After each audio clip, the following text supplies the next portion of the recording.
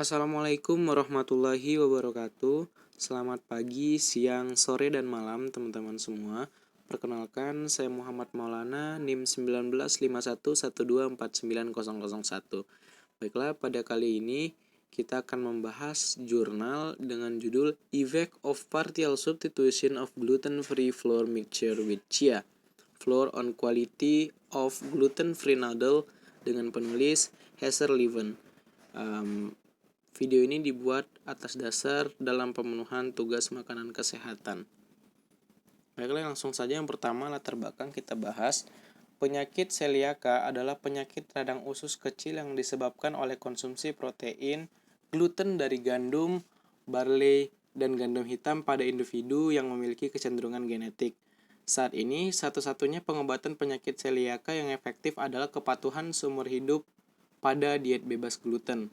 Diet modern sebagian besar didasarkan pada produk yang mengandung gluten. Oleh karena itu, sulit bagi pasien celiaka untuk ketat mengikuti diet bebas gluten dalam jangka panjang. Sebagian besar produk bebas gluten diproduksi dengan resep berdasarkan tepung dan pati dengan penambahan berbagai jenis hidrokolit. Karena alasan ini, makanan bebas gluten berkualitas buruk, gizi rendah, dan tidak memiliki variasi dengan palatabilitas rendah. Mie bebas gluten dapat menjadi alternatif bagi pasien celiaka karena di dalamnya mengandung chia dan pengemulsi berupa datem yang dapat membuat mie bebas gluten baru dengan kualitas dan fungsional yang tinggi. Selanjutnya kita bahas bahan dan metode.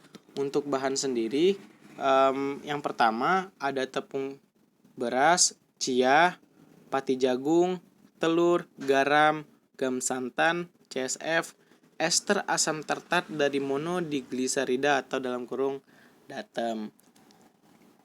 Untuk metodenya ada 6 metode. Yang pertama itu adalah produksi mie.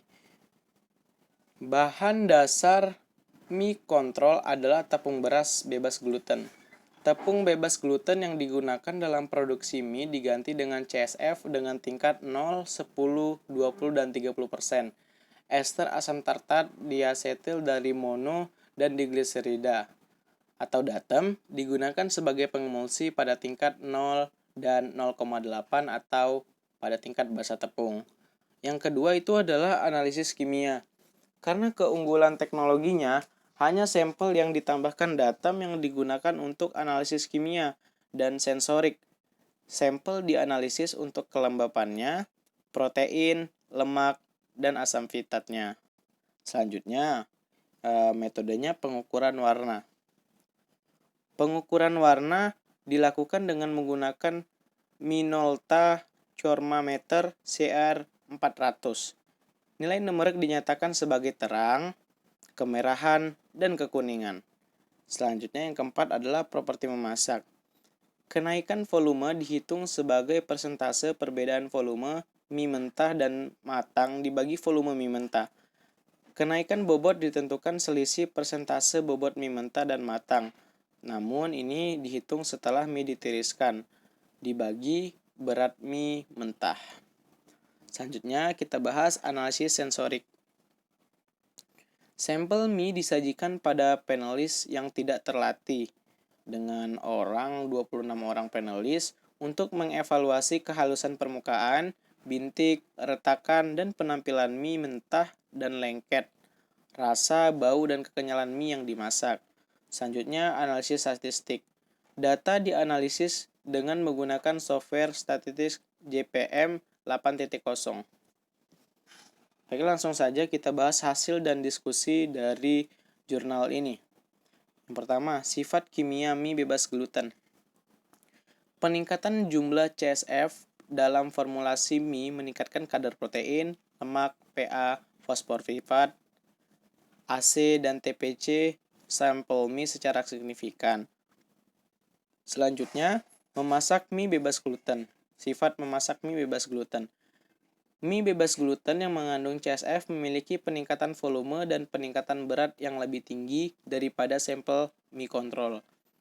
Peningkatan volume dan nilai kenaikan berat mie kontrol ditemukan masing-masing 134,6 dan 151,1%. Nilai peningkatan volume dan peningkatan berat dari masing-masing meningkat menjadi 155 sampai 221,4 dan 152,6 sampai 167,3% dengan suplementasi CSF. Yang ketiga itu nilai warna mie bebas gluten. Peningkatan atau penambahan CSF dalam mie itu dapat menurunkan kecerahan dan kekuningan serta meningkatkan kemerahan mie bebas gluten dibandingkan dengan mie kontrol. Chelo de las Mercedes itu mengamati penurunan kecerahan tepung roti yang signifikan dengan penambahan bahan chia. Demikian pula, Stevolani et al. Melaporkan bahwa penambahan chia sebanyak 15% berbasis tepung beras itu menghasilkan remah dan kerak yang lebih gelap pada roti bebas gluten. Selanjutnya kita bahas sifat sensorik mie bebas gluten. CSF itu meningkatkan skor rasa dari sampel mie yang dimasak, tetapi peningkatan ini tidak ditentukan beberapa secara statistik.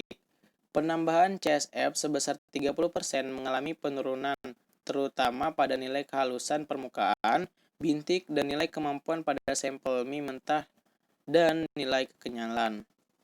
Selanjutnya kesimpulan. Gluten itu dapat meningkatkan protein, lemak, TPC, AZ, dan PA, dan fosfor fitat dari mie bebas gluten. Selain itu, substitusi CSF secara signifikan meningkatkan kandungan CA, P, K, magnesium, Fe, dan Zn pada sampel mie.